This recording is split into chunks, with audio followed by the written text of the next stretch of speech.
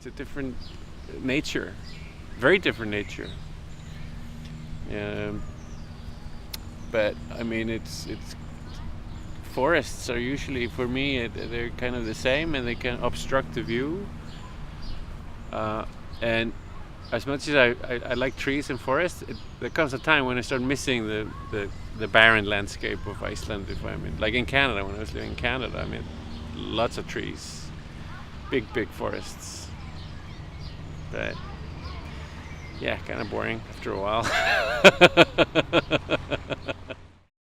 I had to go back. When I went back, I kind of felt that there was something that was unclogged, and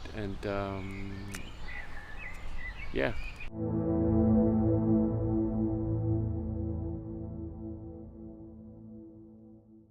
I think a lot of it comes from this. It comes from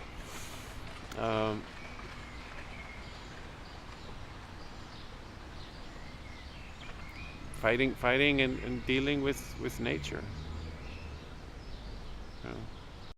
I mean, it's harsh, and I think you could say the same thing about people in the Faroese Islands, Shetland Islands. I don't know any sort of place like this.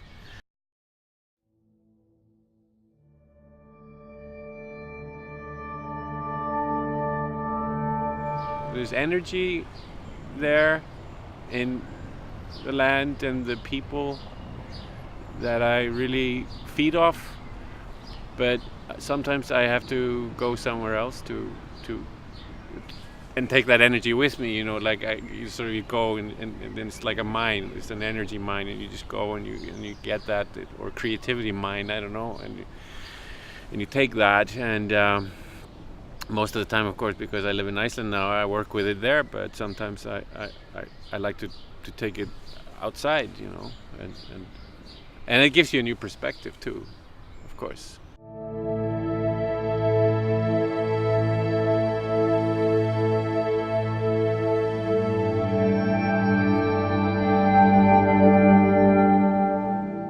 Thank you, Berlin. Thank you, Eric. Thank you. Thanks for what? For bringing me here into this forest. In Iceland, this would be a forest, a massive forest. I'd get lost.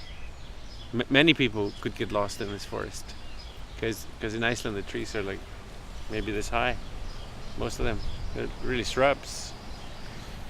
This is a mighty forest. It's magical.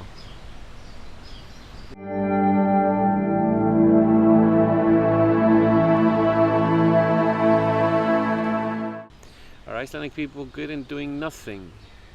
I think they could be better at doing nothing. They definitely could be better at doing nothing, because they're the opposite. They're always on.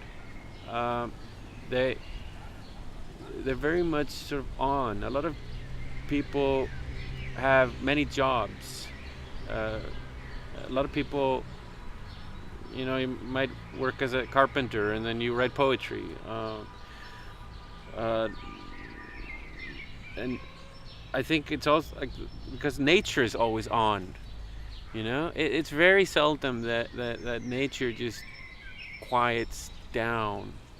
It does happen, and that's when a lot of magic happens, of course, too. Because people, you see it in people. They just, hey, there's no wind today.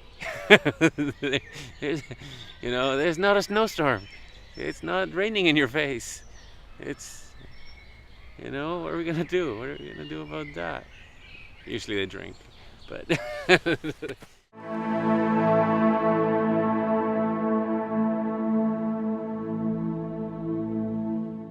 Added to this, I mean, you have the long dark winters. Long dark winters that are relentless. And there's only so much you can do, like so much drinking and so much eating and so much fucking you can do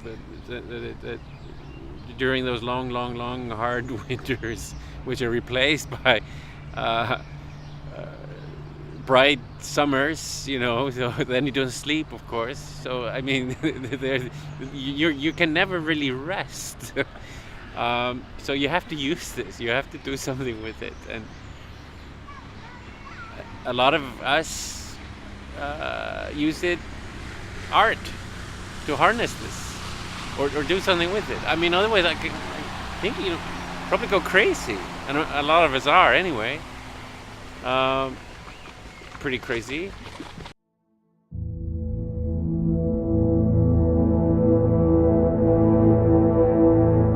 My international friends or people who I know, whether they're from America or Europe or Asia, they most creative types they come to Iceland and they're really taken by it. I mean, there's just a lot to see, and they, I think most people they feel, you know, that there's something in the air, water, whatever you want to call it. I don't know. But I would definitely recommend people to come there to harness that energy, you know, do something with it, you know, come there and be inspired. Not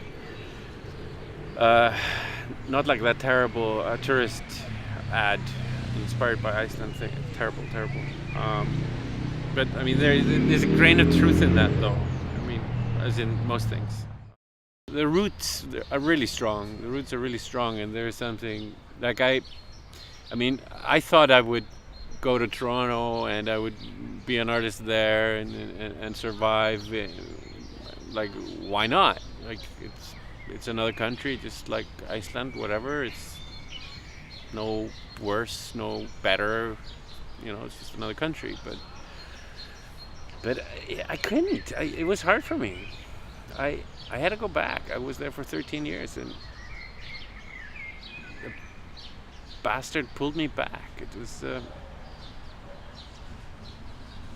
what can I do?